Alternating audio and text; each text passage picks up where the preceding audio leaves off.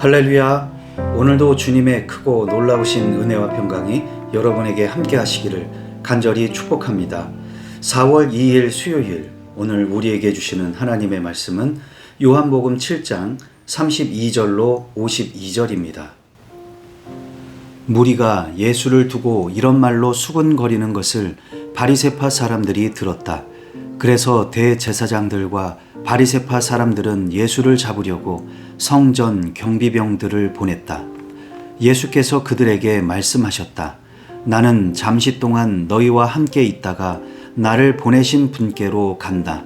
그러면 너희가 나를 찾아도 만나지 못할 것이요 내가 있는 곳에 너희가 올 수도 없을 것이다.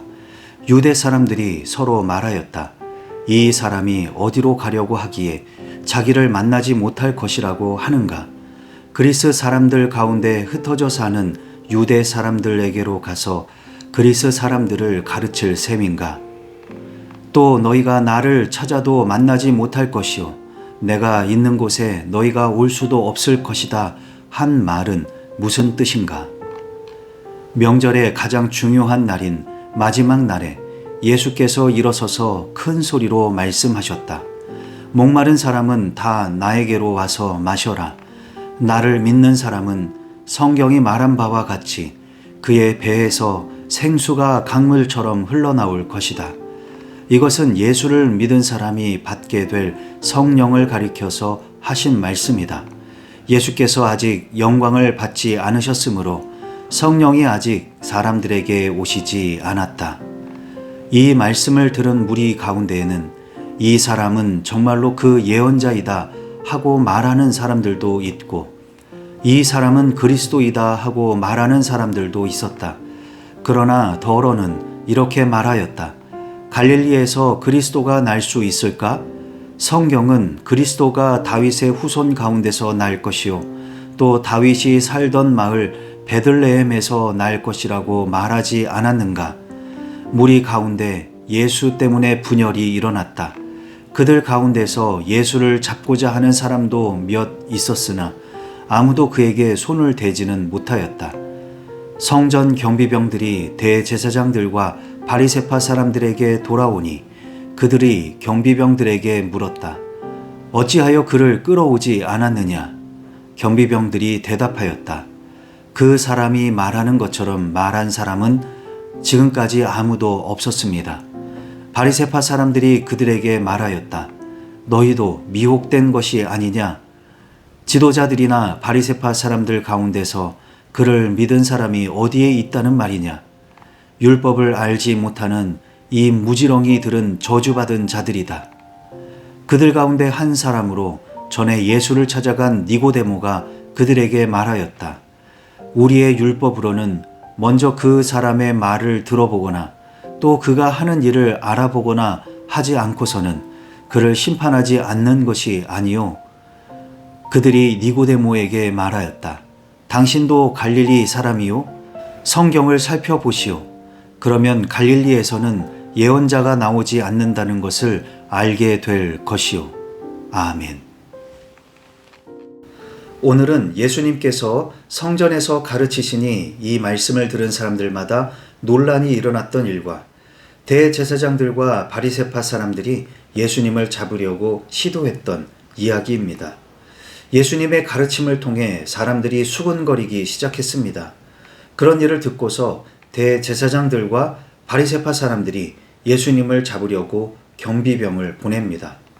그런 시도와는 대조적으로 예수님은 하시던 대로 성전에서 가르치고 있습니다.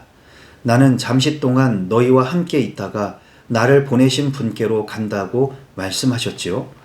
명절의 마지막 날에는 목마른 사람은 다 나에게로 와서 마셔라. 나를 믿는 사람은 성경이 말한 바와 같이 그의 배에서 생수가 강물처럼 흘러나올 것이다 라고 말씀하셨습니다. 이 말씀을 들은 사람들은 또다시 웅성거립니다. 이분이 그 예언자라 말하기도 하고 그리스도라고 말하기도 하면서 그리스도는 베들레헴에서 나신다고도 했습니다. 그러자 무리가 분열되면서 논란이 일어났고 그동안의 경비병들은 예수님을 잡지 못하고 그냥 돌아갔습니다. 대제사장들과 바리새파 사람들은 경비병들이 예수님을 잡아오지 않은 일로 그들을 추궁합니다. 경비병들은 잡을 수 있는 상황도 아니었고 죄목을 찾아볼 수도 없었다며 둘러댔습니다. 그러자 이에 미혹된 것 아니냐며 대제사장과 바리새파 사람들이 경비병들을 비난합니다. 그때 예수님과 한밤중에 대화했던 바리새인 니고데모가 중재를 하려고 하지요. 그러나 그들은 니고데모도 한패 취급을 하면서 그를 무시합니다. 자, 그럼 오늘 주신 말씀을 붙들고 우리는 어떻게 살아야 할까요? 첫 번째로, 성령님이 하시는 일을 경험하고 있습니까? 예수님은 나를 믿은 사람이 성경이 말한 바와 같이 그의 배에서 생수가 강물처럼 흘러나올 것이라고 하셨고, 성경은 이것이 예수 믿은 사람이 받게 될 성령을 가리켜서 하신 말씀이라고 했습니다. 여기서 배라고 하는 것은 강이나 바다 위에 떠 있는 배가 아니라 사람의 배를 말합니다. 히브리 사람들은 그 사람의 중심 또는 그 속이 배에 있다고 생각했습니다. 그러므로 이것은 그 사람의 심령, 깊은 곳을 뜻하는 것입니다. 이 말씀은 구약 성경에 있는 몇몇 성경 구절에서 근거하고 있습니다. 먼저 이사야 44장 3절 말씀, 내가 메마른 땅에 물을 주고 마른 땅에 시내가 흐르게 하듯이 내 자손에게 내 영을 부어주고 내 후손에게 나의 복을 내리겠다. 하나님께서 성령을 주시는 것은 마른 땅에 물을 주는 것과 같고, 그래서 마른 땅이 시내가 되는 것과 같습니다. 성령님이 우리에게 하시는 일은 메말라 있는 우리의 심령을 풍성한 강물처럼 만드시고 그 물이 넘쳐 흐르게 하시는 것입니다. 다음으로 이사야 55장 1절 말씀, 너희 모든 목마른 사람들아 어서 물로 나오너라. 돈이 없는 사람도 오너라. 너희는 와서 사서 먹되 돈도 내지 말고 값도 지불하지 말고 포도주와 젖을 사거라. 목마른 사람들은 누구든지, 돈이 없어도 원하는 사람은 누구든지 성령님께 나올 수 있습니다. 나와서 값을 지불하지 않고도 얼마든지 생명수를 사갈 수 있습니다. 여기서 성경은 얻어가는 것이 아니라 사간다고 했습니다. 왜냐하면 예수님께서 이미 다 값을 치르셨기 때문입니다. 이사야 58장 11절 하반절 말씀, 너는 마치 물된 동산처럼 되고 물이 끊어지지 않는 샘처럼 될 것이다. 성령으로 충만한 사람은 물된 동산 같습니다. 물된 동산은 물이 지속적으로 공급되기 때문에 그 주변에 나무가 자라고 열매가 맺어지고 온갖 생물들이 서식하고 번성하게 됩니다. 또한 물이 끊어지지 않는 샘이 됩니다. 샘에 물이 끊어지지 않으려면 깊은 곳에서 물이 계속 솟아나야 합니다. 마르지 않는 생명의 지하수가 있어서 이 물은 영원토록 끊어지지 않습니다. 성령이 충만한 성도가 되셔서 예수님이 말씀하신 것처럼 그 배에서 생수의 강이 흘러 넘치시기를 바랍니다. 두 번째로, 말씀을 듣고 어느 쪽에 서 있습니까? 오늘 본문을 읽어보면 예수님께서 말씀을 하실 때마다 사람들의 반응이 어수선했던 것을 볼 수 있습니다. 그런 것이 충분히 이해가 됩니다. 예수님께서는 진리의 말씀을 하시고 본질적인 이야기를 해 주셨지요. 사람들의 입장에서 가만히 생각해 보면 맞는 것 같고 예수님이 그리스도가 맞는 것 같기도 했던 것이지요.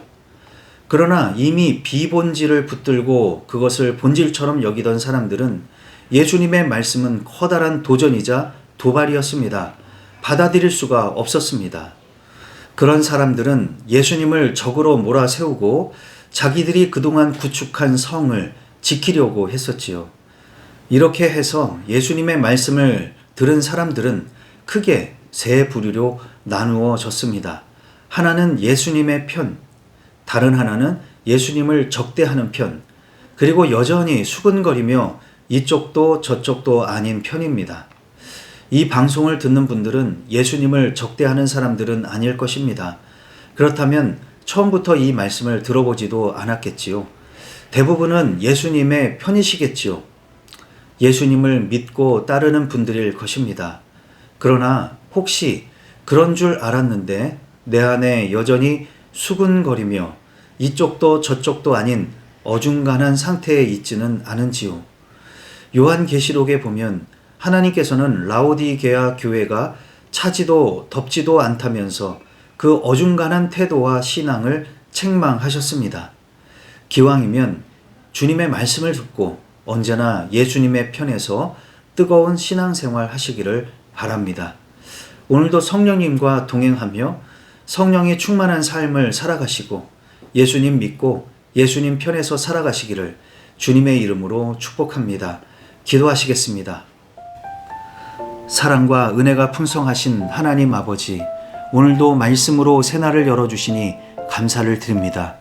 우리에게 성령님 충만하게 역사하여 주셔서 심령으로부터 생수가 강물처럼 흐르게 하여 주시옵소서. 그래서 메마르고 갈급한 심령이 시내가 되게 하여 주시고 저희에게 가장 큰 복이 되게 하옵소서. 언제든지 생명이 넘치게 하여 주시고 물된 동상같이 되게 하시고 영원토록 마르지 않는 샘이 되게 하여 주옵소서. 또한 주의 말씀 앞에 항상 주님의 편이 되기를 원합니다. 주님께서는 나의 편이 되어주셔서 나를 지켜주시고 나를 구원해 주셨는데 주의 말씀 앞에 나도 주님의 편이 되어서 주님을 따를 수 있는 뜨거운 신앙을 갖고 살아가게 하여 주옵소서. 예수님의 이름으로 기도하옵나이다. 아멘.